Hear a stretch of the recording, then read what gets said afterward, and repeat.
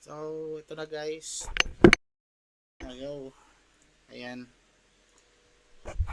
Ayan. Itiik yung sama ni.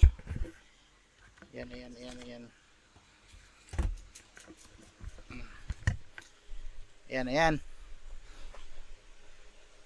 Uh, ayan, ito yung sample na magtitipi na tayo. TP na tayo ng bot. Ito yung create natin na DCA bot. So, ayan na, nag-gains na.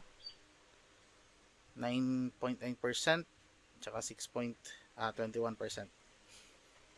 So, kasi nag-gains na, lagi yung gagawin ko na lang is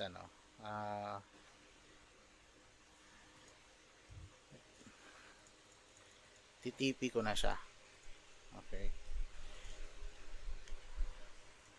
Ang kagandahan nito, kasi kung titingnan ko tong market, baka kasi mag-correct.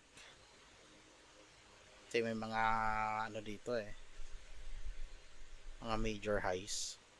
So sell ako dito, wait ko yung correction konti, tapos papasok na naman ako. Saka sa akin, okay na to.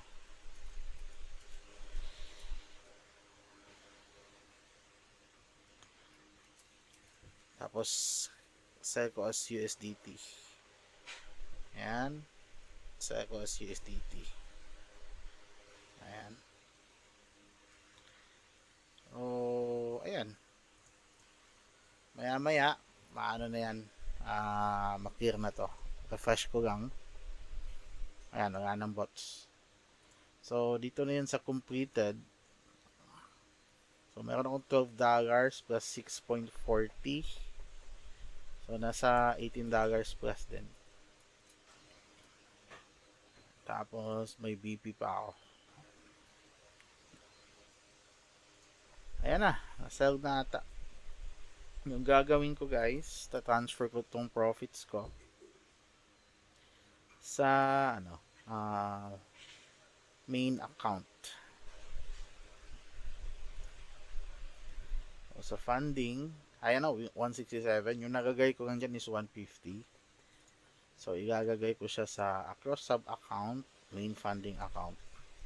Igagagay ko yung 16 point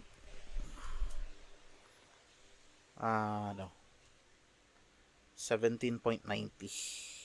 Tama ba? Oo, kasi 10 ayan. 17.90. 17.90 siya kasi may mga charges kasi.